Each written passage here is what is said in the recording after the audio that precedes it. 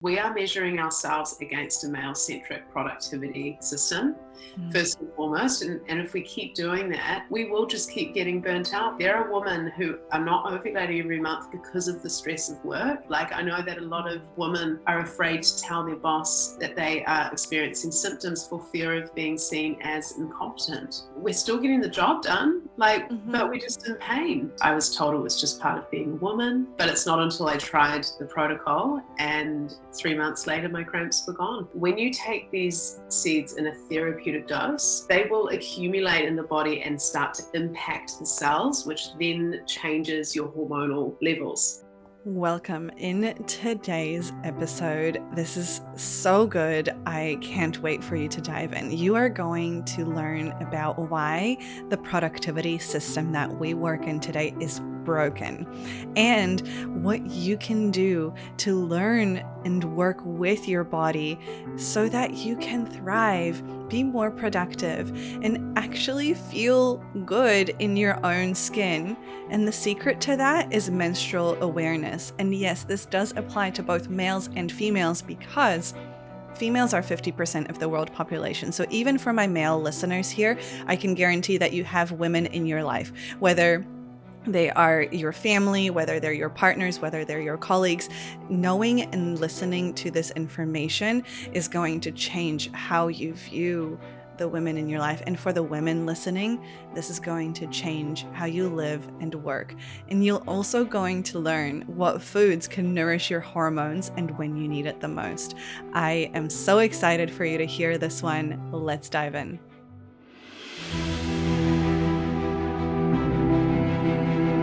Welcome to Resonance, a podcast for ambitious, heart-led humans craving more balance, depth, and aliveness in their lives. I'm your host, Vic, health coach, yoga teacher, facilitator, and fellow high achiever, learning to live in tune with my nervous system, not against it. And this space is here to remind you that you can have it all. The career, the success, the fulfillment, all aligned with your truth. Through honest conversations, expert insights, and practical tools, we'll explore how to work with your body, mind, emotions, and spirit, not against them. And the best part? You don't have to stay stuck in survival mode to get there. Because true well-being is not about being perfect. It's about being in resonance. Let's dive in. So let me introduce you to Rochelle, who is the founder of Seed Cycle Blend. She is an incredible woman. She is also a speaker. She teaches about menstrual awareness in the workplace. She has developed an incredible product, but this is also built from the depths of her experience living through incredible menstrual pain, being told that this is just normal and part of being a woman. And thank goodness her natural curiosity took her down the path of not necessarily taking this for granted and seeing if there is a better way, which she did find, and she has built her business around it. So in today's episode, you are going to hear from the woman who taught me about my menstrual cycle in my late 20s. Can you believe this? We dive into this, but these things should be taught in very kind of pre-puberty age. Yet here we are in our adult life, 30s, 40s, 50s, just learning this now. And so, look, the best time to learn this was yesterday. The next best time to learn this is today. This really matters. And, particular because most of us don't know what half of the population are living through daily. And knowledge is power, right? You don't know what you don't know. And it wasn't until I learned all of this and started to apply it to my life and body that my productivity actually skyrocketed. So without further ado, enjoy the episode. Maybe go on a mindful walk. If you're driving, drive safe. If you're having a cup of tea, just relax on the couch. If you're in your menstrual phase, maybe snuggle up in a blanket and get cozy. Enjoy the episode. I swear the grounding moment is my favorite part of the podcast. Oh, it's such a nice touch. I love it. Great way to start. Yeah, and welcome to Resonance, Rochelle. Thank you so, so much for being here. Oh, it's a pleasure. I'm so glad I can be with you in this moment in time. Yes, and you have so much wisdom, both, life experience and taught and lived to share. And I guess before we dive into all the juicy goodies, could you give us a little bit of an intro about yourself, who you are, what you do? Yeah, so I'm Rochelle. I am a certified nutrition coach and founder of Seed Cycle Blend. Seed Cycle Blend is a whole food menstrual health supplement that helps to naturally regulate hormones. We also offer menstrual awareness education, where we go into workplaces and teach on the importance of understanding the menstrual cycle to boost our productivity and avoid burnout. My experience is that I suffered my whole menstruating life with debilitating cramps, PMS, mood swings, and I was told it was just part of being a woman. It's just something that you need to put up with. But I'm a very curious person, and although I spent a lot of my life in pain and suffering every month. Some months I couldn't get to work. Some months I couldn't get out of bed because of the pain. I asked why. Why am I experiencing these menstrual symptoms? What's actually causing the pain in my pelvis every month? And why is this happening, basically? And that took me, or led me, on the path of studying nutrition, studying the science of the menstrual cycle, and understanding that my symptoms were due to a hormonal imbalance, and that I could correct this hormonal imbalance with a shift in lifestyle and nutrition. That's when I stumbled across the protocol of seed cycling. I had tried all the other devices, painkillers, you name it, and nothing worked long term. And seed cycling was a protocol and it's the rotation of and consuming specific seeds. I'm sure we're going to get into more details of it, but initially when I saw it, I thought, how can seeds make such an impact on my hormones? It seemed like I was very skeptical, basically. But it's not until I tried the protocol, and 3 months later my cramps were gone, and I haven't had debilitating cramps and debilitating menstrual symptoms since. So Wow. now I'm a graphic designer as well, and I created the brand, and I would just want to make this protocol accessible to as many women as possible, just like I want to make the education accessible to as many women as possible. So that's my mission here on out, helping women to balance hormones and love their cycle. That's essentially what we do with Seed Cycle Blend. It's so important. And I'm so passionate about your topic and what you're sharing. There's so many avenues that we're going to go down around cycle awareness, and also what I really love in your education, because actually you are the first person who brought that awareness into my life. I don't know if you know this, but it wasn't until I started attending some of your events and workshops, and I specifically remember one with Taylor where you spoke about skin and cycles, that it finally clicked for me. I was like, oh, and I just don't understand how, as women, we don't know this intricate function of our body, and it's not taught in school. Like, we're just told to avoid getting pregnant in life sciences at school, but we're not actually taught about what's going on. Yeah, it's crazy that this, I mean, like, it looks crazy from this angle that, like, why are we not learning about this? Once you understand it, you're like, what? This is kind of an essential part of biology. But the reality is, women have been excluded from clinical trials, and were only legally mandated to be part of clinical trials in 1993. So because of that, and you don't know what you don't know. We have to kind of be gentle with our past and our history. And I personally like to take that approach instead of, I like to think about what can we do now. I understand why there was such a lack of education, because women weren't studied enough, and therefore we didn't have enough data to make informed decisions or to teach our young girls what their cycle actually was. Mm-hmm. So I'm really grateful that in this time we're starting to get more data and people are pushing for studying the menstrual cycle, even though it is really complex. And the reason that it was just kind of like too hard basket. But yeah, it's now that we know, we really should be bringing it into schools, and we really should be bringing it into these spaces where young girls can feel more empowered about their cycle, as opposed to we'll just give it the pill, or just try not to get pregnant, or you don't need a cycle, or you don't need a period, don't worry about it. It's just part of being a woman. Just part of being a woman, this thing that we get told so often, because, and it's the easy thing to say when you just don't actually have an answer for why you're experiencing menstrual symptoms. So yeah, this is why I do the work that I do, to be able to empower women, make them feel informed, and also invite the men to come and learn about this conversation as well, because I think it's been quite a taboo topic, and we need to work together to be able to bring it to as many people as possible. Yes. Yes. And no one's excluded from this conversation, as you say, even though hormonally speaking, yes, our cycles are very different to the male 24-hour cycle.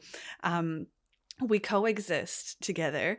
And once you understand what's going on underneath that, you have so much more tolerance, and I feel like develop a deeper connection. Like even before we started recording, how we shared with each other where we are in each other's cycles.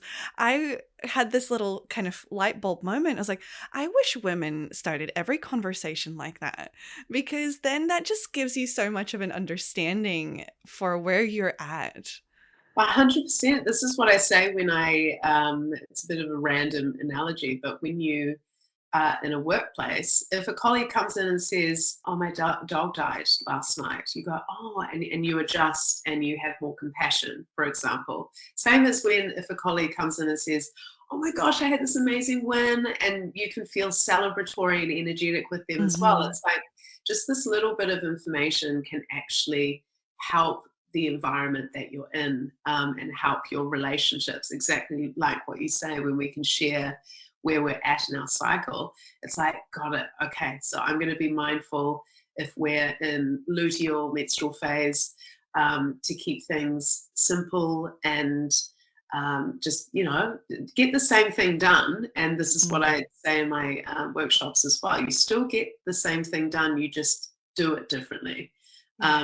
And you do it in a way that is comfortable and that is easeful. And that's the difference. You're not changing necessarily the output of what you're doing, or the work, or the result. I mean, it's just doing it differently in sync with the cycle. Yeah. Yes. And there's so much that I really look forward to hearing from you about working with your cycle. And what I've found since I've learned your teachings and kind of done my own research as well is I feel like I've become more productive because I am working with my body, not against it. This is it. Like we don't realize that in a male-centric productivity system, we are being measured against male-centric metrics, and when we do that to ourselves, we suffer burnout.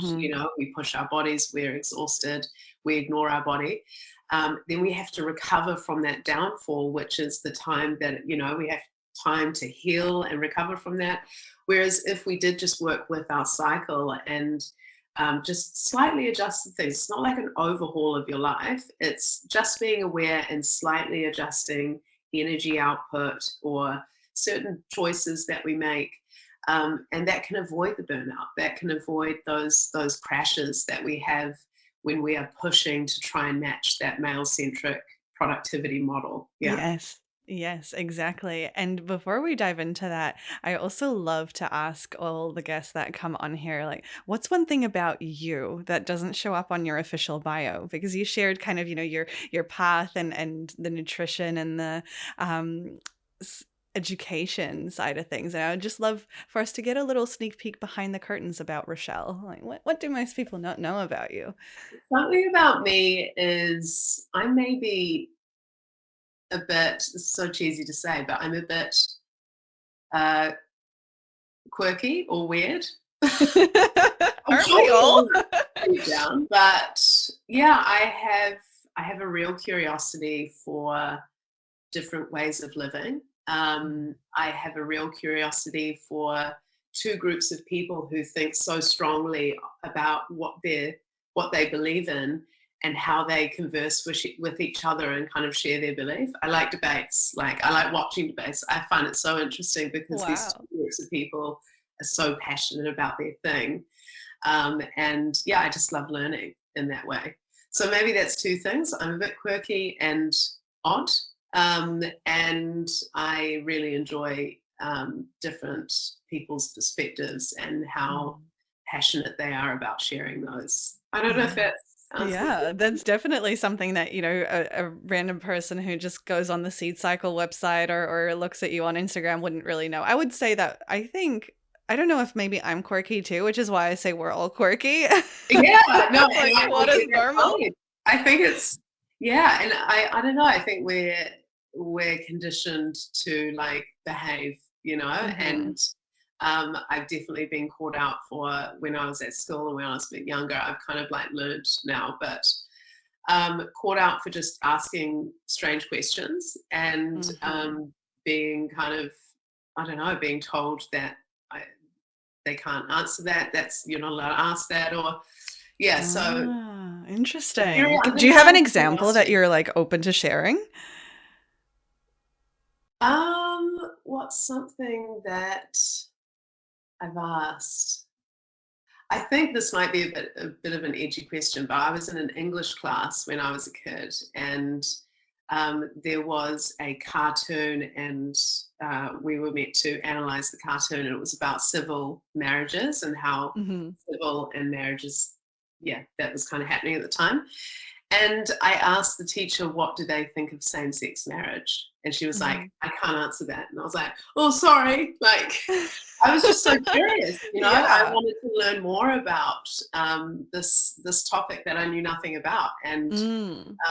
but it just wasn't the right question to ask in like an English class. So Yeah. things like that where I'm just like, that's interesting. I wonder about that. I'm going to ask her this question. And then I was like, oh.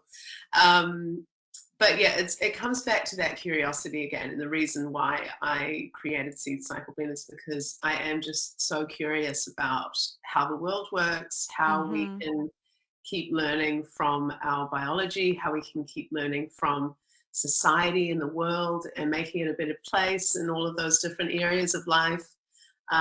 So yeah, it's something that it's a blessing and a curse, maybe, that I'm that curious.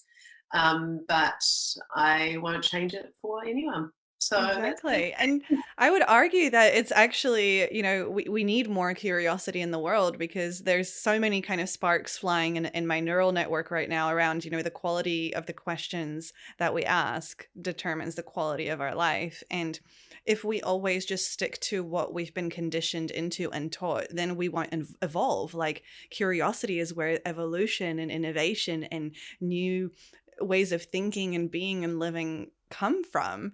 And that response by your teacher is probably just a mirror and reflection of her own shadows and kind of things that she didn't feel comfortable with. So I love that you're still very curious, and I'm similarly as you, very open-minded, like quite the third culture kid. So it's just like there is no right or wrong ever in a society that tends to think in black and white. There's so much gray matter. And so the more we explore that gray matter, I think the better we all are.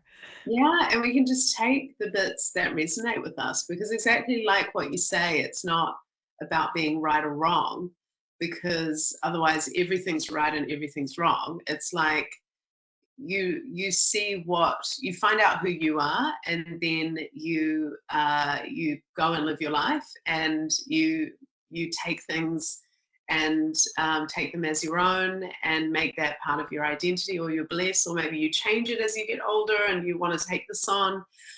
So I think it's nice to kind of go through life with that attitude where, I mean, things can be right and wrong for you, but it's not necessarily, that's not the state, that's not the fact of things. Mhm. Because even science, science is questioning things. We can say this is the science, but science itself, like the practice of science, is questioning life. And there's only an educated guess based on data that we can take, which can be super beneficial when you're trying to like substantiate something like seed cycling, for example. We've had some clinical trials that have been amazing for that. But even then, we're still exploring, we're still learning more, we're still curious. And I think that's what it comes down to, is that curiosity, where you can see what works for you, see what resonates, and then leave the rest. Exactly. I love that you said that, because it's literally what I say on this podcast. It's like, it's resonance. If it resonates with you, great. If it doesn't, that's also great. You keep learning more, and and we'll kind of pivot into the seed cycling and the science side of it. But you said something really important here that I think like the average human that isn't in the science world doesn't know. And it's the fact that actual clinical trials and studies, like if you read the actual papers, which I'm sure you've done, you always see that like anything is possible. The outcome's never certain. There's always more research needed, and you can have 2 papers proving the complete opposite thing.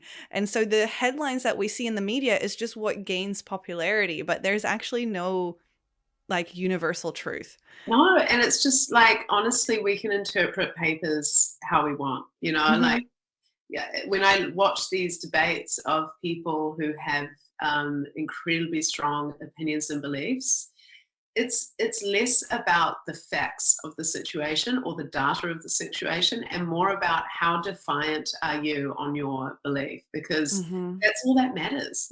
There's people who, there's no research for anything about this particular topic, but they are dead certain that like the earth is flat, You can't actually argue with those people because they already believe it. So it's like, I mean, and you can offer, if people are open to it, and this is where we come back to curiosity, people have to be open to having a conversation that may change your mind. And that can scare people a lot, because if we attach a lot of who we are and our identity to our beliefs, whether that's religious, political, cultural, social, the thought of becoming a different person and changing could also mean that you lose friends, or you have to end a relationship, or you have to move country, or, and all of those things are really terrifying for a lot of people, because the core of us wants to be secure, and security, and also security looks like being part of the tribe, being part of the group. And the thought of being severed from that is really scary, and it's the reason why people stay very comfortable with what they already know, and why it's a little bit harder to step outside of what they know and possibly have their minds changed. And I just find that very curious. I'm very interested in that dynamic of being a human. Yes. And as you say, it's you've got to be open-minded in order to be ready to receive that new information. And what's new and unfamiliar is a threat to our nervous system. So our survival reptilian brain immediately pushes that out. And you're kind of building that bridge to the burnout realm. Like if you're already exhausted and burnt out, and your nervous system's like flat out, kind of just out, there's no way that there's any capacity to take in anything new that may be contrary to your existing beliefs and foundations, because that's going to be the tipping point. And so hopefully so you go. Oh no, I was just saying it's not safe, like you're absolutely right. It's just, we are constantly scanning our environment and ourselves to see if we're safe enough to do something different or change who we are, I believe sometimes, like on the other side of that, I feel like fear and adrenaline can actually push us to do different things. Even if we are in that kind of fearful state, I think we still have the opportunity to let something new in and see what happens. I know I've done that and I'm sure you have too, living around the world, where it's been really scary to do something, but you've done it anyway, and it's like, oh cool, like that was great, so maybe it's the balance of having that two different mindsets, where you can be fearful and not want to do anything and be kind of paralyzed, or fearful and do it anyway and see what happens because your mindset has allowed you to kind of take that step. Yes. It's both. I don't know. Yeah. Yeah, I definitely agree. And I think courage is a big ingredient in that. It's sort of, a lot of people think about courage before the action, but actually, no, courage comes from action and clarity comes from action. It's like sort of, I guess it's such a cliche quote of like, feel the fear and do it anyway. It That's is. sort of, Yeah, that's yeah, what it is. yeah, Yeah, totally. yeah. I love that. Courage is such a good one. That's a real Mm.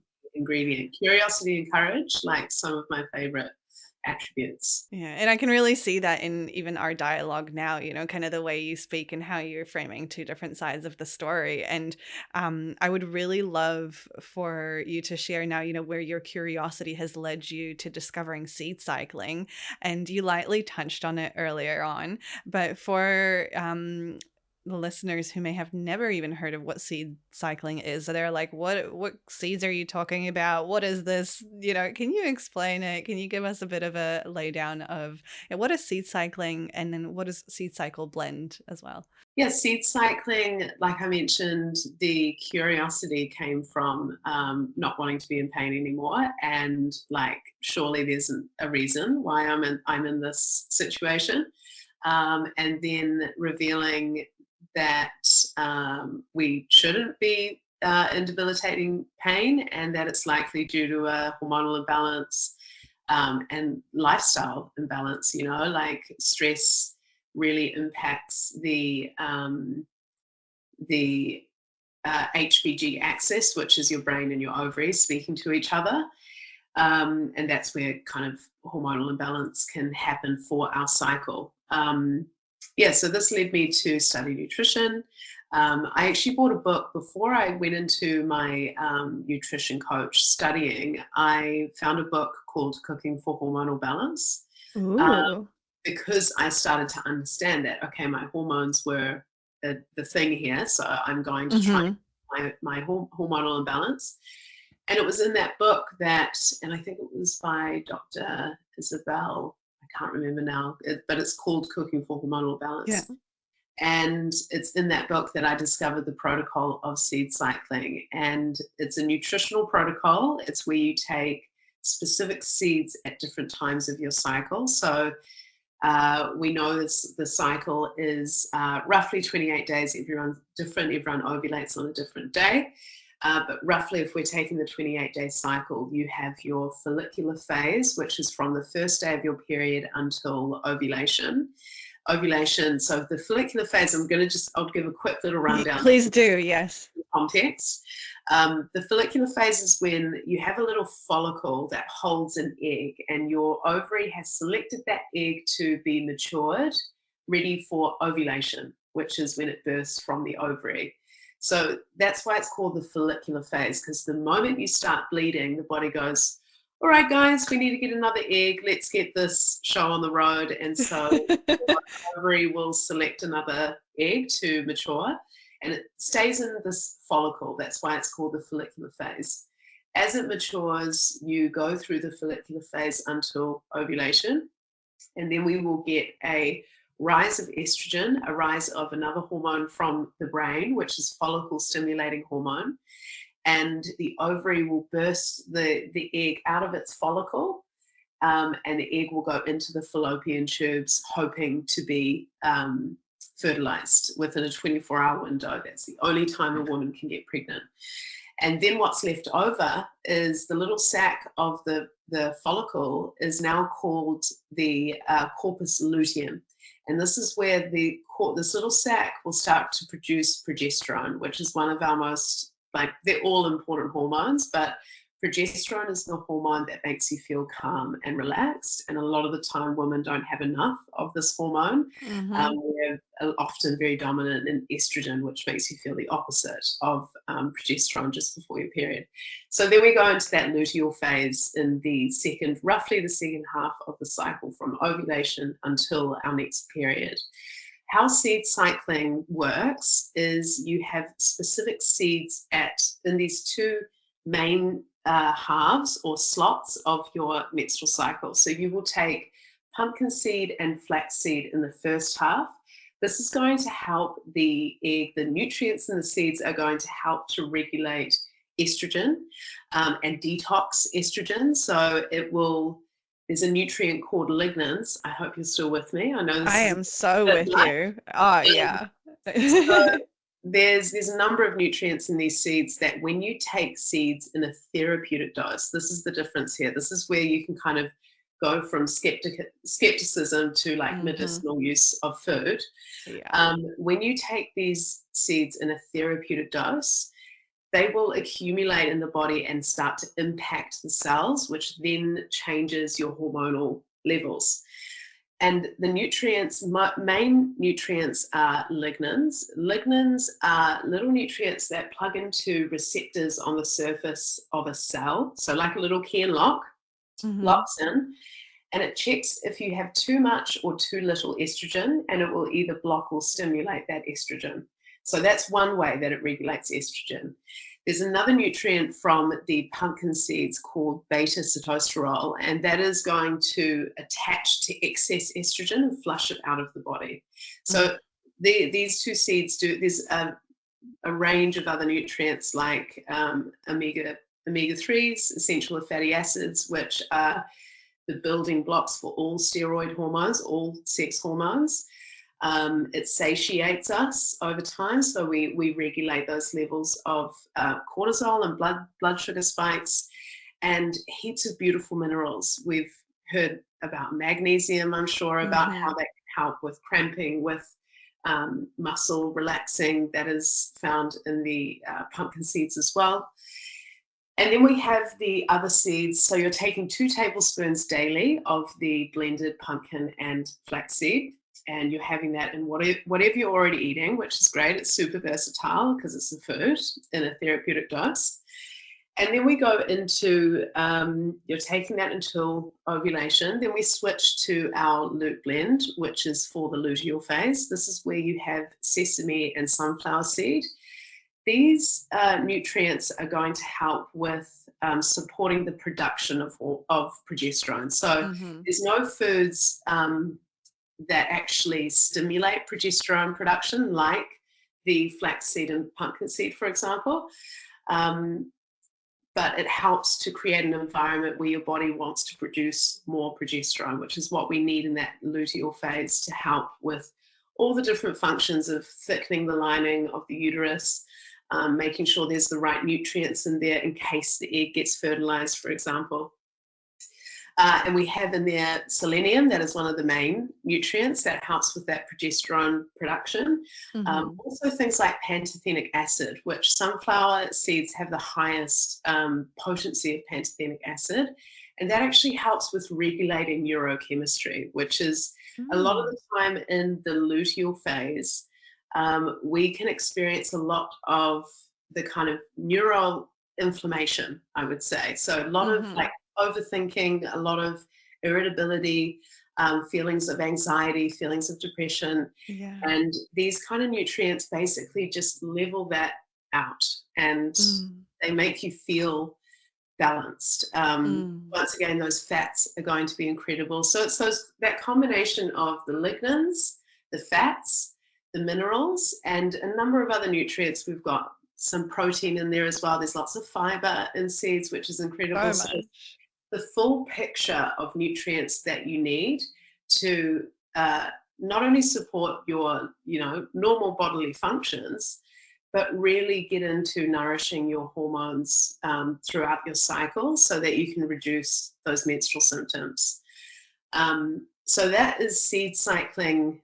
I hope that kind of covers most things in terms of how you do it, which is 2 tablespoons of either the foal blend in your follicular phase or your luteal blend in the luteal phase. Put it on whatever you're already eating. I mix it with yogurt or put it in a smoothie. I made some guacamole the other day, or some hummus. Yum. There's so much you can do. It's super versatile. And you've got so many recipes on your page as well. Yeah, it's super easy to incorporate it into And it's your any life. time during the day. Like, you don't need to worry about mixing it with any other supplements. Like, when you take like iron or zinc, you have to be really careful when you, it's like just whenever. It's huge. Like your body recognizes it. You don't have to, like you say, you don't have to be specific about when you take it. I mean, the morning it tends to be a bit easier for me because it's I just put it on my scrambled eggs and then I'm kind of done for the day. Mm-hmm. But yeah, seed cycling is effective through its nutrient density taken daily. That's the secret of it as well.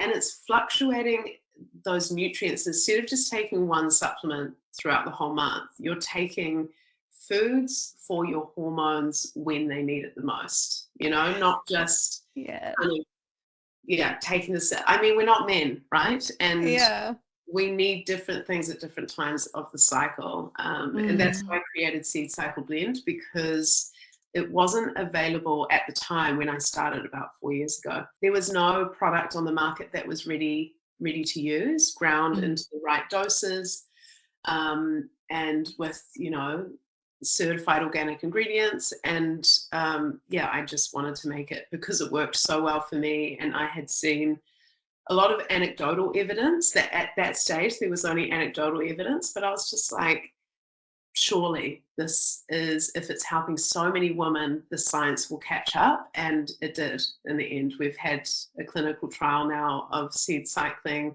as an adjacent treatment to PCOS. Wow. With amazing results. So they compared metformin, which is a common pharmaceutical drug for PCOS, and seed cycling. And seed cycling outperformed on every metric, on hormonal balance, on cysts on the ovaries, weight loss, feeling satiated, all these different metrics. And we're just so proud to have been able to make this accessible to more women. That is the most important thing to me, is that we are helping as many women as possible with this protocol, because it's natural, your body recognizes it. Unless you're allergic to the seeds, you're not going to have any side effects like a lot of other medication. And it's just super easy and to incorporate into your life. So that is seed cycling. I don't know if you have any other kind of like specific questions about it, but that's the basis, that's the foundation of seed cycling and how it works. And thank you so much for sharing that, because I find that, at the end of the day in life, things are so simple. And we as humans tend to really overcomplicate things. And, going back to what we were talking about earlier, when something might challenge someone's way of thinking, being like, how can these 4 seeds so drastically change my hormones? And taking them at the right time, in the right dose, in the right place, in the right way, over a sustained period of time as well. That's really important, because change doesn't happen overnight. Yeah, that's a really... Yeah, there's so much underneath that then enables these results. And I just wanted to reflect a few things that really stuck out for me as you were talking, especially as you spoke about the lignans and sort of the LUT blend nutrients, and how they bind to estrogen for it to come out and kind of see if the body needs more or less. Like, that's basically like an adaptogenic blend. So, and maybe you can explain for people who don't know what adaptogenic means, but just like, I think it's so miraculous. I could nerd out on this for ages about how the body, when provided with what it needs, does what it should do. So can you just explain what adaptogenic means and like what those nutrients do depending on what your requirements are? Yeah, well, it's kind of in the name, right? Like the nutrients adapts to what you need. And I think so often that adaptogens are herbal, and they're like ashwagandha and these other herbs that fall under that category of adaptogens. But basically it's nutrients going in and adapting to what the body needs. So lignans, they can fall under that category, where they are checking if you have too much or too little estrogen, and they will either block or stimulate the production of that. And that's what a lot of herbs can do as well. The reason, like just a note on herbs, I think herbs can be great. Herbal supplements can be amazing under the right recommendation, under the right supervision. Not supervision, but kind of, protocol. Protocol. And because I think a lot of brands have brought herbs to the shelf, and things like ashwagandha, for example, have been commercialized a lot. And I think with herbs, and this is just what I found as well, maybe it's just my personal experience, herbs can be really strong on the body because they're incredibly concentrated versions, or they're concentrated down. And the body isn't used to having that intensity of a therapeutic dose is one thing, but the concentrated extracted dose of herb can actually be really strong in the body. And if we don't have the right advice from a functional health practitioner, it can actually be really inflammatory on the body. Ashwagandha, for example, so I used to have adrenal fatigue, and ashwagandha is recommended for adrenals. You see it in adrenal cocktails. Me too. So for some people, it can be incredible, amazing. But for people who have really sensitive systems like I do, it actually made me feel more hyperactive and more, it made me feel irritable, like I was on caffeine, for example. Wow. And that's because my body is different at absorbing certain nutrients. I even find with certain supplements that I take, because I think it's all valuable in the right amounts, right? Sometimes, so I take a high dose liponano C, vitamin C. I can only handle 2 drops in a glass of water. Otherwise, I will break out in psoriasis, around my neck. So it's just the liver. It's a combination of the liver, the gut, the nervous system, making sure that we can actually tolerate what we're consuming and getting the right recommendations based on our body instead of just taking it straight off the shelf. This is where seed cycling is super gentle yet really powerful, because you're having it in a therapeutic dose, which isn't you're not necessarily extracting the nutrients. It's the whole food. The body can strip away all the parts that it needs for different parts of the body. And you're not going to get those side effects that you can sometimes get with herbal supplements when they're just a bit too strong for your body at that particular time. So sorry, it's a long question to adaptogens, but adaptogens, this is like an adaptogen. The lignans in the seed blends are like adaptogens, but just to be wary of herbal adaptogens as well. Any kind of supplements. I am so grateful that you mentioned this, because, and this is where I think your curiosity, and also, correct me if I'm wrong, you did IIN as well, right? Way back when? The institute, Food Matters Institute. Okay, so I may have gotten my wires crossed, but that's okay. It's a similar concept. I guess what, one of the terms that IIN has coined, which is the place where I got my certification through, is bioindividuality, which is the idea that we are all unique. There is no one prescription, there is no one product, no one thing that will work for us all, because of everything you just said. All those examples that you gave in your own lived experience are a prime, kind of this visual of just one herb can be the saving grace for someone, and then another person can have detrimental effects and end up in psoriasis and breakouts on the neck. And I heard you mention that you're also quite an advocate for having natural support systems and people who can help you work out the right protocol. And what I really love about Seed Cycle Blend and what you do with your brand is that you include the complimentary consultations with a naturopath for people to figure out, is this the right thing for them or not? Honestly, I genuinely believe that we need to stop just getting stuff off the shelf. We need to go sit down with someone who knows what they're talking about, who can adapt to our bio-individuality and give us what we need, because there's so much noise out there. Okay, just a quick break here. If you love these kinds of conversations, you might also enjoy my newsletter. It's like a breath of fresh air in your inbox. Slow, seasonal, and always real. An email that you actually want to read for a change.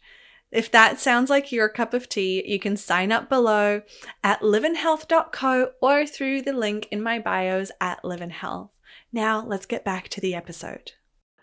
There is, and this is why I always say, we sell a product, but it's also not for everyone. It's not meant to be for everyone. I want this to be accessible to everyone, but it may not necessarily work for everyone. And this is where getting proper tests done, like get data on your body. It's the same with the symptothermal method and tracking your cycle with that. You're getting data about your body, and you can't make informed decisions just from like an influencer's recommendation. I mean, sometimes they've got incredible recommendations out there in marketing, but you've got to take that and go, cool, I'm going to go to a health practitioner like Taylor, or naturopath, nutritionist, functional medicine doctor, someone who is going to help me understand my own body so that I can understand what's going to work for me. Because, I really think brands have some sort of duty and accountability to offer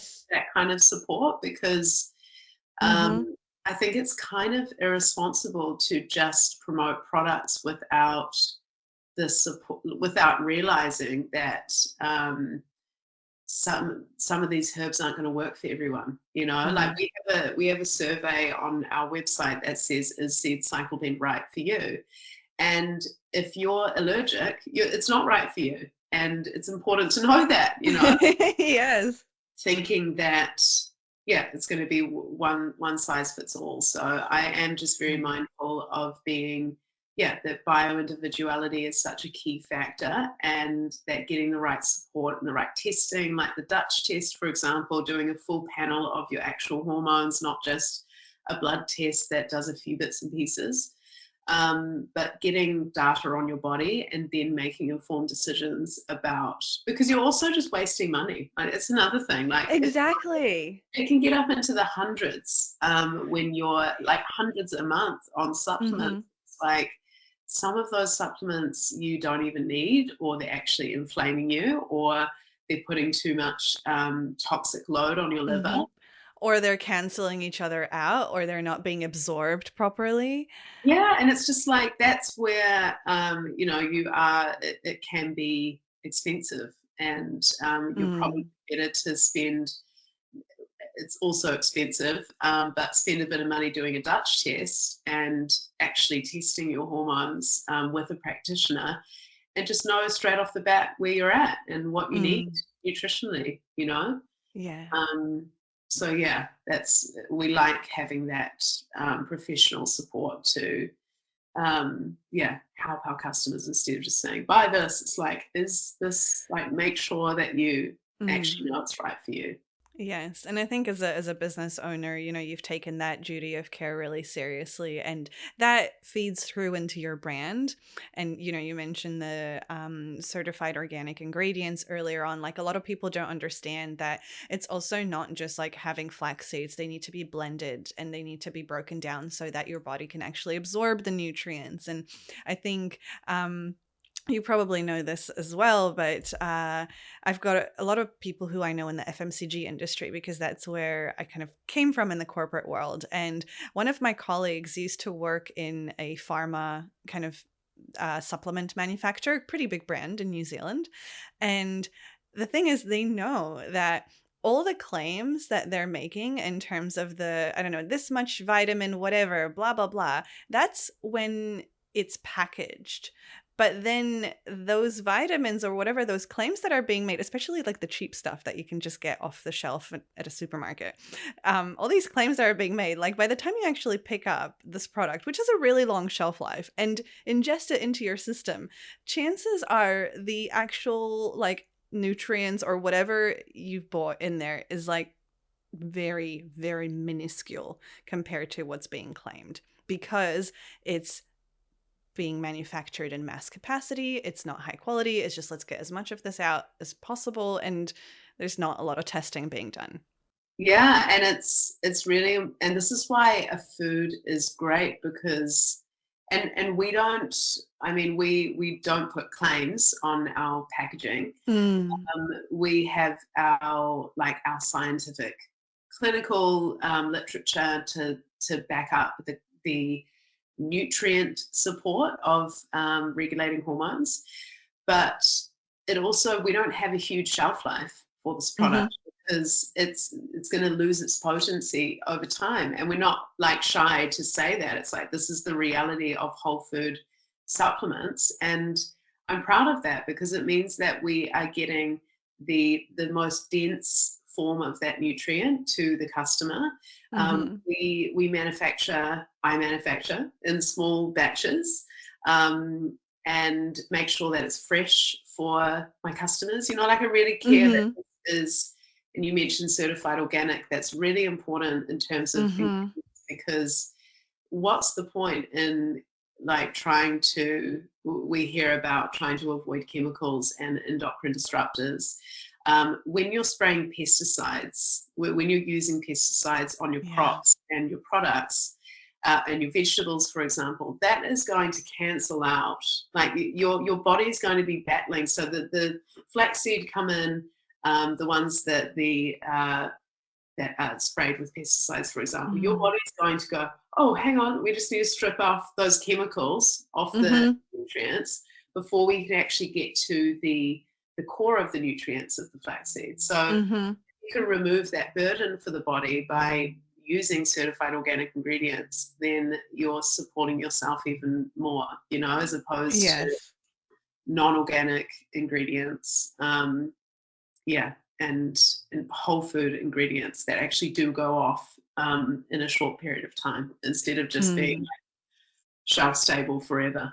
Yeah. Well, that should be a big question mark, right? Because we are nature. We consume nature.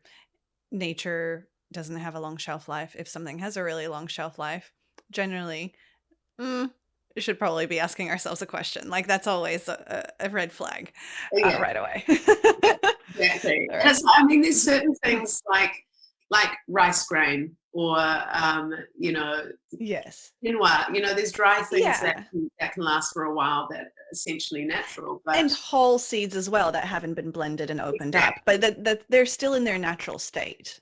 State, and it's I think the most important. That's a really important factor, and something that I think it's driven by consumer convenient society, and we just want things to be as convenient as possible. We want it to last forever, because that's what suits me. And I think it's helpful to kind of shift our mindset to go, how fresh is this? Or how soon can this go off? Because that's going to be a better sign at how gentle it's going to be on my body than something that is going to be lasting forever. And that's a really interesting point from your friend about the nutrients at the time of packaging, and not necessarily at the time of consumption. That's a really interesting insight. I didn't know that. Insider knowledge. I'm sure that there's more to it. Yeah, I'm gonna have to pick their brain. And I really want to hear also what you have to share about, our cycles and productivity and burnout, because we both attended a panel on burnout just a few weeks ago, which is how this podcast eventuated into reality. And we never really got a chance to kind of debrief. And you mentioned that you had quite a bit that you would have loved to share on how our cycles play a role in burnout and how we can use it to prevent burnout. So I would love to kind of hand you the mic now and hear what you've got to share in that space. Yeah, thank you. This is something that I think I'm super passionate about. This. I'm a businesswoman. I love work. I like being in the workforce. And I think over time, of decades, centuries, male-centric productivity has become the gold standard. And when I say male-centric productivity, I mean consistent daily energy. I mean that time spent on something is what's rewarded. Uninterrupted long hours are also rewarded. Male-centric productivity will value output over well-being, so they're happy to sacrifice their health to be able to get a job done. And rest is kind of considered weak through a male-centric lens. So the first thing I would say about like how that correlates to burnout is we are measuring ourselves against a male-centric productivity system, first and foremost. And if we keep doing that, we will just keep getting burnt out because the male-centric productivity system does not listen to the body. It does, and they can afford to. If you think about it, so I just want to kind of clarify that male-centric productivity piece is that most of work is structured around how a male lives and works.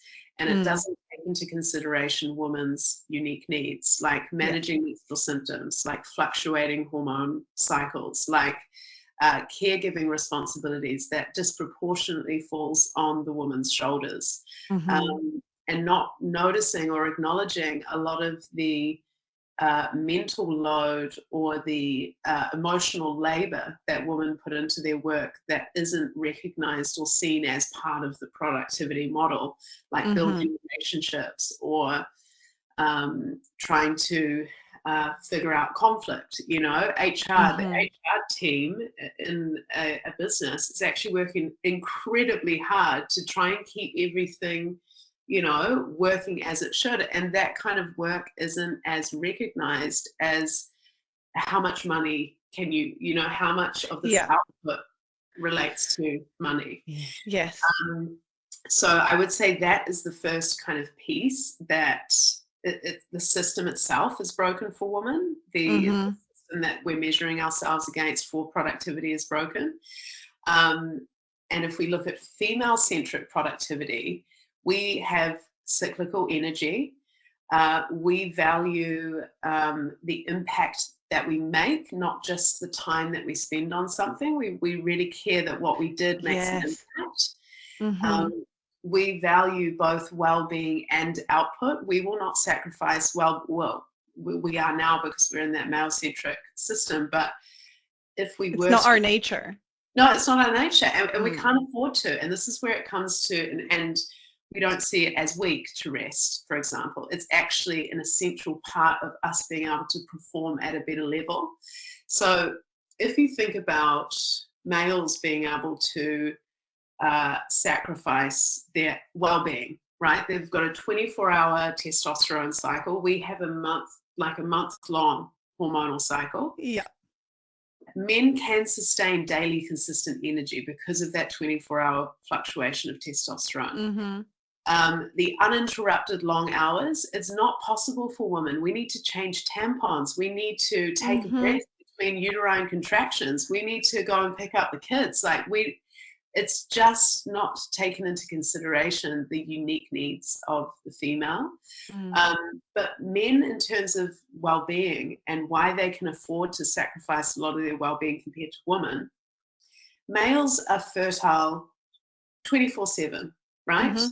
They could get someone pregnant at any time during the month. Women are only fertile for 24 hours, once a month. We have so much more to protect. If we bring it down to kind of evolution and biology, if the basis of our evolution, whether we want kids or not, that's besides the point. We are designed to reproduce, and women, because we only ovulate in a 24-hour window once a month, we have so much more to protect so that we can continue to ovulate. One little bit of stress, like one disruption, one thing that feels overwhelming, we don't ovulate, and we've missed our opportunity to procreate. Even if we don't want to, it's more about the body's designed to do that every month. If we miss that opportunity, then it's a whole other month. Whereas men they're fertile all the time, and they can get someone pregnant. They don't need to worry about their evolution being, taken away because they can just find a fertile mate and get pregnant if they wanted to on an evolutionary level. So women have a lot more to protect when it comes to their health. And when we don't do that and we ignore our bodies and we push ourselves and we're exhausted, we miss out on the opportunity to ovulate. And ovulation isn't just getting pregnant. When we ovulate, we produce progesterone, which affects our brain health, our heart health, our muscle health, our bone health. We benefit from so many other things that aren't just related to reproduction, that if we lose all of that, it's like an investment, and we get money in the bank every time that we ovulate, right? If we don't get that chance to ovulate, we miss out on all that money in the bank for our health. And it's too important to lose, and we are losing that opportunity. There are women who are not ovulating every month because of the stress of work and because they are trying to fit into a male-centric productivity model. So I mean, I would argue there's pretty much a global financial crisis if we were to take that analogy. I love that. Yeah, it is. Honestly, we're in debt. Like, and I think it's just really good to have this this overall insight and go, hang on a sec. We've been kind of running on one system. It's been the male-centric productivity system. Works for them. Amazing. That's so great. Let's do a blended system where we can actually dip into that male-centric productivity at different times of our cycle. And then we can dip into our female-centric productivity as well and have a blend of the both. And something that I say to women when I'm teaching on this is, it's not that our symptoms stop us from getting the job done, because how many of us have been in pain and still got the job done? The fact is that we are doing it in pain, and that's what needs to change. We deserve to work comfortably as women, and our success shouldn't be at the cost of our well-being. And this is where the kind of, in the workplace where we're talking about burnout, I just feel like this piece of understanding the system itself is so crucial, so that we can go, oh, okay, that's why I keep slipping into these these habits of burnout, or these habits of feeling stressed, because I'm just not listening to my body, and the system, the actual system, is broke or not built for me. Exactly. Like, there's nothing wrong with you. You're doing the best that you can, the best way you know how, in a world that's not designed to support you. Yeah. And it's like menstrual awareness is such a huge key to that, because when you understand your cycle, so we've got that part out of the way of the system isn't necessarily built for us. The next part of the equation is menstrual awareness and learning about your cycle so that you can be your own advocate in the workplace. And, harness the gifts of each phase of the cycle so that you can boost productivity and avoid burnout, Now that, the women that have listened to this, and the men that have listened to you speak, and they understand the importance of seed cycling, they understand the importance of working with our cycles for our productivity and to avoid burnout, and they understand that the system is broken, what can they actually do now to work with their cycles? Yeah. How do we do this? Yeah. This is the fun part. Oh my gosh, this is so fun. I know. The first part is tracking your cycle, and not just predictive apps. Predictive apps can be quite dangerous, to be honest, especially if we're using them for contraception or getting pregnant.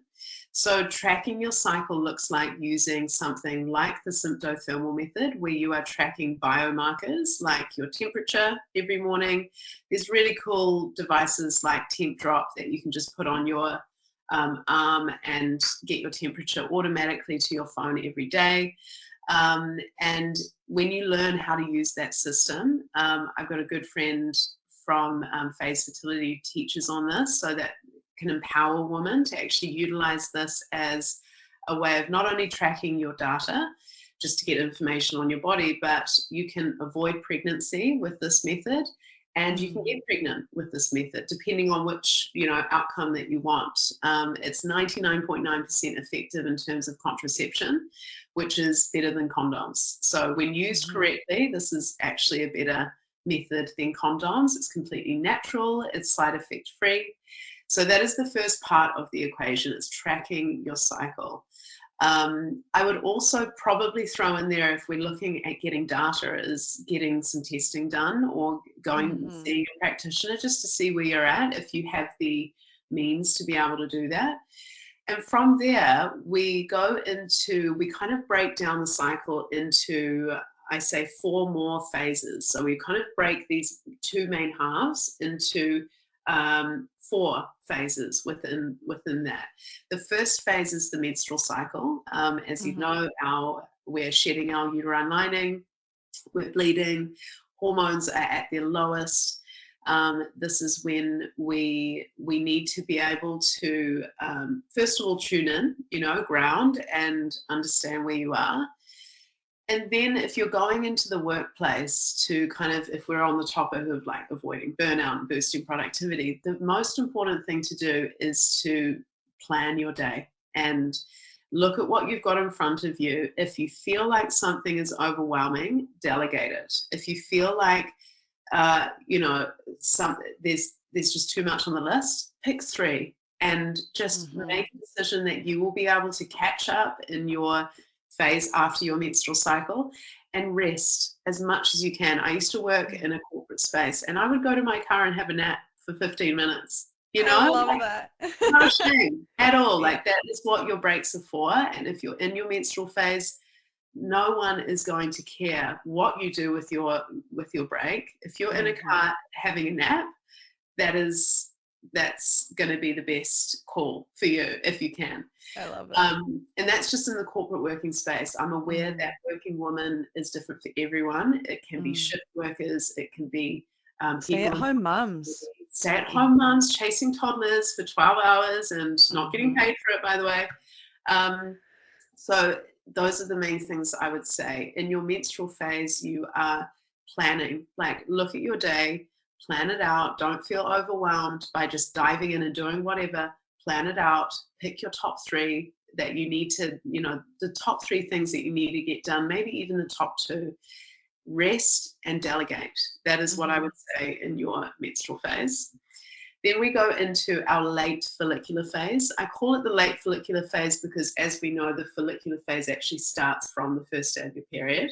So we go into the late follicular phase where estrogen is rising. We're getting a little bit more energy. This is when we become a little bit more social. We're in terms of like exercising, we can handle a lot more, like back-to-back kind of strength training. Our muscles are going to love strength training in this phase.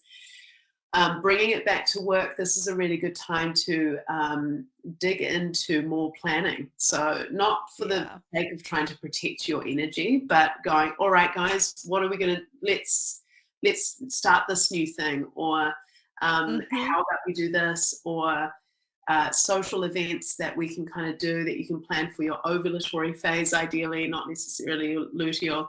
Yes. Utilizing this energy where it's like that spring energy. Menstrual is our winter energy, and so you're utilizing this kind of spring energy, taking on new tasks, planning things out, getting social, brainstorming ideas, like diving into that kind of, your mind has opened again and you're kind of like ready for new things, I mean, there's a list of things that we could go through for each of these phases, but these are just like bits and pieces that you can take. And then we go into our ovulatory phase, which is that time ovulation kind of lands just at the end of this phase, around the end of this phase. This is like your summer energy. And if you think about summer, you can stay up all night, you can, time just kind of disappears. This is when, if you are someone who, you need to get some stuff done, you can actually afford to stay up late. You can actually afford to stay at work a little bit longer if you need to get certain things done, or just push through a little bit more. This is where testosterone has a peak. So if you imagine that male-centric productivity of consistent energy, uninterrupted long hours, and just focusing on just smashing things out. It's a really good time to utilize that energy. And then when you're coming into the luteal phase is kind of broken into two phases as well. You have the beginning, which is just after that, after ovulation. This is when things are starting to kind of, you're wanting to kind of wrap things up a little bit and just tighten things up. Exactly. Bring things in a little. And so energy is waning a little bit. I mean, energy is still quite good after ovulation. So you're just kind of like, it's like that time just after the full moon, like the moon's still big and bright, but it's starting to wane. Exactly. I love that. It's such a nice analogy. So it's that energy exactly. And at work, this is looking like starting to kind of, how's that project coming along? Let's wrap this up. Or do we have anything else to organize before next week kind of thing? You're kind of anticipating the time just before your bleed. In that later luteal phase, you're getting very clear about things that you do not tolerate and that you do tolerate. This is a great time for wisdom and clarity and like getting rid of stuff that is not serving you. You may notice that you want to clean your desk, like and tidy things up. Clean the house. Clean the house, because our body, like intuitively, we know that we're going to be dipping into our lowest level of energy, and we want our environment to be tidy. It's something called menstrual nesting, where we're actually preparing for that menstrual phase. And at work, this is about doing administrative tasks, just kind of ticking things off, just tidying everything up, tying up loose ends, and being able to kind of communicate and say, okay, guys, we're going to, you're kind of heading into a phase where your energy is a bit lower. So you can maybe even communicate with your team or your colleagues or people you work with next week, if we can try and delegate. So you start actually thinking ahead, and you start to create this calendar that is synced with your energy as much as possible. I mean, there can be hundreds of women in a workplace with all at different stages of the cycle. This is why self-awareness is really important, because you're the only one that can really direct your energy. But yeah, it's having that awareness, and like I said, there's so many other gifts that come with each phase, each of those little phases that you can look into. But just that little bit of awareness can help us to, just save our energy, preserve our energy, perform at our best, and avoid that burnout cliff, Yes. And it doesn't change how good we are at our job. Like, I know that it's about 49% of women are afraid to tell their boss that they are experiencing symptoms for fear of being seen as incompetent. And we're still getting the job done, but we're just in pain. So it's not that, there's statistics on productivity where symptoms contribute to a loss of 100 plus hours of productivity. But that metric is once again based on the male-centric system. So productivity looks different for women.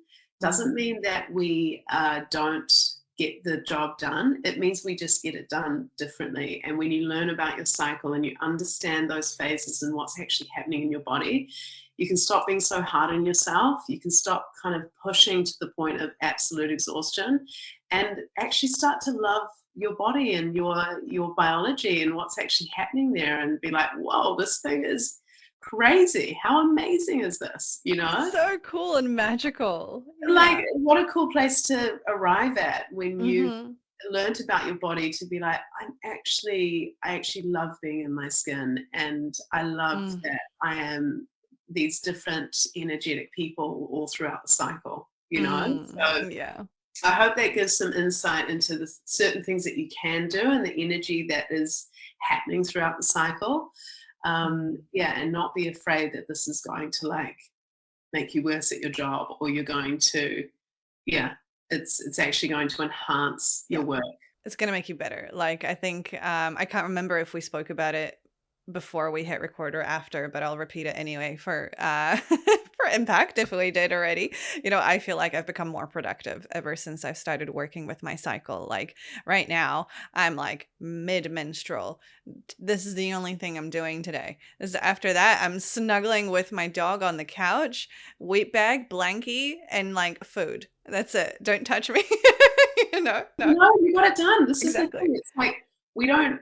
Yeah, I love that. You're so right. It does make us more productive as women, and yeah, I think I really hope we can share this message with more people so that Yes. we can kind of free women of being in this kind of jail of male-centric productivity and come into their own biology and love it, because it's so worth it. And we're with this body our whole life, so why not?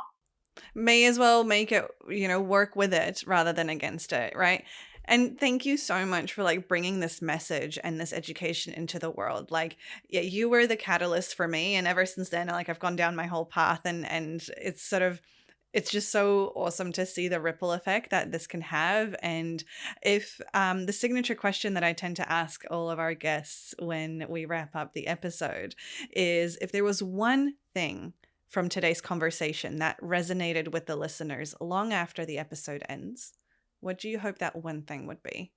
I really think the insight about male-centric productivity is a big one because I mean, I could say that there's so many empowering things about learning about your cycle. I think that's kind of a given, but something that's more new and nuanced that I think could relieve a lot of women of their confusion around productivity or why am I burnt out or why am I suffering, is that the system itself needs a rework because it's male-centric productivity is the gold standard. And yeah, the start of solving that is menstrual awareness for ourselves. So I would say you're not broken. Nothing's wrong with you. Your body is doing what it's trying to do in the best way possible. Unfortunately, the system as it stands is not serving women as well as it should be. It will, as long as we have these conversations. And menstrual awareness is the answer to being able to feel like you're empowered and you're not kind of ruled by systems that don't serve you. So yeah, I would say that. Yeah. And awareness creates choice, and that choice then enables us to have agency over our body. Just start with yourself, be aware. Yeah, and absolutely. From there, take informed action. Yeah. Yes, yeah, 100%. Yeah. I am so, so grateful for all the wisdom that you have shared. I mean, we could have kept going for ages. Might have to bring you back one day to dive down some other, areas. And I am very conscious of your time. So just lastly, where can people find you if they want to learn more about you? They want to have one of your workshops at their workplace, or they want to purchase Seed Cycle Blend. How can they reach you? Yeah, so we have our website, seedcycleblend.com. Wherever you are in the world, you can access Seed Cycle Blend. Another thing that you mentioned that I didn't mention when I was talking about seed cycling is that it takes time. It's not something that happens overnight. We recommend 3 months to really see life-changing results, like my cramps disappearing, for example. So we offer a 3-month subscription or one-off 3-month purchase, or a 1-month purchase, 1-month subscription. And you can book a menstrual awareness talk for your workplace from the website as well. And I'm on Instagram talking about these topics and sharing with people, and I'm in the DMs. So if you want to have a conversation, I'm so up for that. I love speaking with my customers and my community, and yeah, let's work together to get this message out there. That's amazing. what I would say. Thank you so, so much, Rochelle. I'm so incredibly grateful for you and for the extra time that you have gifted us. It's just such an important topic. So I'm, super glad that we were able to give it the attention that it deserves. And I think we're on to something really great here. I think this is going to become quite the movement in the best way. And then we can all thrive, both men and women, because it's not one or the other. We can all coexist in harmony together. 100%. Yeah, I completely agree with you. And thank you so much for having me on your podcast, your amazing podcast. You should be so proud. And yeah, I am super grateful to be having these conversations. Even just like a decade ago, we probably wouldn't be able to be speaking, so openly and confidently and optimistically about these topics, reaching the places that they need to go. So thank you for the opportunity to share on this topic. And yeah, I'm just so excited for what's to come. This episode was fantastic. I could have kept talking to Rochelle for hours and hours on end, and she has so much to share that is so, so incredibly important. And for me, some of my key takeaways are around seed cycling.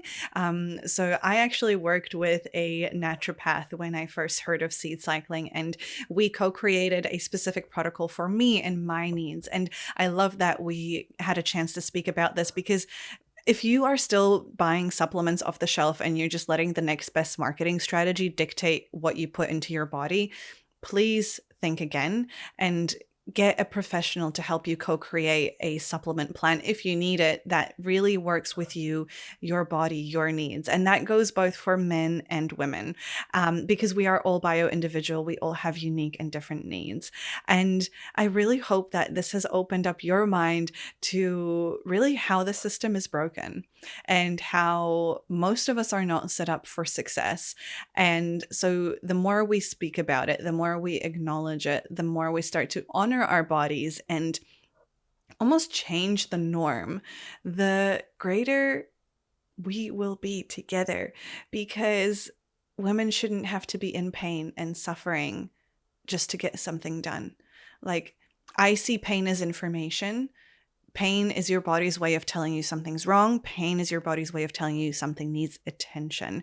If you are working through and pushing through pain, it's just going to keep getting worse. So please start listening to your body. I mean, like, I am literally a living, breathing example of this. At the time of this recording, I'm actually like days away from launching my podcast. I had in mind a really specific date, and I am now realizing that it may have to be a little bit later, because right now I am in my menstrual phase. My energy is at its lowest. I just need to be resting and honoring with where I'm at, and that's okay. So let me be your example that deadlines can be moved. You can delegate. Like, I outsourced a few extra things. You can ask for help around the house. Like, I asked Cam to take on most of the cooking this week. Like, you don't have to overhaul your whole life, but just knowing where you are in your cycle and making small incremental changes to your life and honoring where that is at that point in time can really shift the dial for you. And so in terms of your next action step, what I would recommend you do, if you are female and you're not doing this already, start tracking your cycle. And ideally through the symptothermal method, which, if you are not familiar with, there's another episode that I'll put in the show notes here where I interview my old naturopath, Taylor, who is actually the naturopath that is also working in collaboration with Seed Cycle Blend. And she speaks quite extensively about the symptothermal method and how you can do that. So I will link up all of those details down below. If you are male and you're listening to this episode, firstly, my goodness, thank you for having listened all the way through to the end of this episode, because you are probably one of the 1% who now have this information. And please, please, please, please share this with a woman in your life, even if they're no longer cycling, because there's a lot that we could go into about, like, perimenopause and menopause and etc. But like, even if it's your mother or your sister or your partner or like a really close friend who you feel like you have that relationship with where they would be open to hearing this information, because chances are maybe they're just starting to learn about it, or maybe they don't know at all, and you could change their life. And overall, I think no matter who we are, if our relationship's there, I think as females, in this day and age, it's a little bit more acceptable. But even as males, like, I hope we'll get there one day where like we interact and like it's just normal, rather than just asking the superficial, hey, how you doing, that no one really cares about. It's like, hey, whereabouts are you in your cycle right now? not with like a judgmental, it's like, oh, that's why you're PMSing or whatever. No. But like to understand what's going on and to respond accordingly. So those would be just kind of my little invitations. I would love to hear what you thought of the episode. I would love to hear, how Rochelle and Seed Cycle Blend resonated with you. It really resonates with me. I love her brand. I love her work. I love her message and everything she stands for. And probably something that all of us can do, especially if you are in a corporate workplace, is send them Rochelle's details. I'm sure, these days, like diversity, equity, and inclusion is a big pillar of most organizations. Be like, hey, you want to do something that's inclusive? Host this workshop because it will change people's lives. And the more people we can get to know this information, the more people we can get to start to understand this, the better off we will all be. Let's all just live in harmony. Let's all just live in peace. Let's all be well together. Thank you so much for listening to this episode. I'm so grateful you're here. Have a beautiful rest of your day. I'll see you next week. Bye for now.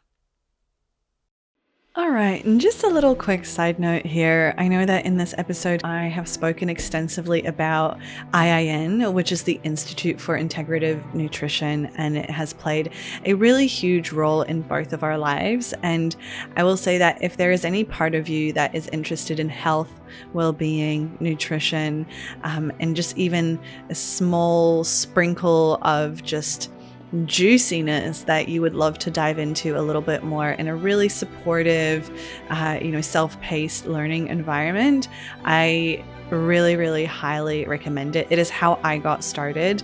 Now, it's not to say that you then, kind of make this your life. I mean, many people do make a career out of it in some way, shape, or form afterwards. And I also know many people who take IIN and the learnings they've got there just to make their own life better and those around them. So if that sounds like something you're interested in, I am an affiliate of IIN. I'll post a couple links down below so that you can get a discount code if you do choose to enroll. My top recommendation would be just to do their signature health coach training program. Doesn't mean you have to become a health coach, but it's just got like everything in it. But otherwise, they also have a lot of really great mini courses, such as like emotional eating or gut health, a detox course. There's honestly just like a plethora to choose from. Just have a dive in if that's something that you're interested in. And if you love to hear my experience, just send me a DM and we'll have a chat. The views and opinions expressed by guests on Resonance are their own and do not necessarily reflect the views of me, Viktoria Levenberg, Live in Health, or anyone working within the Live in Health brand. This space welcomes a diversity of ideas, experiences, and stories, and part of Resonance is learning to take what aligns and gently leaving the rest. Also, while I am a national board certified health and wellness coach and deeply passionate about well-being, this podcast is intended for educational and inspirational purposes only. Resonance does not substitute personalized medical, psychological, or therapeutic advice. Always seek guidance from qualified professionals for any physical, emotional, or mental health concerns.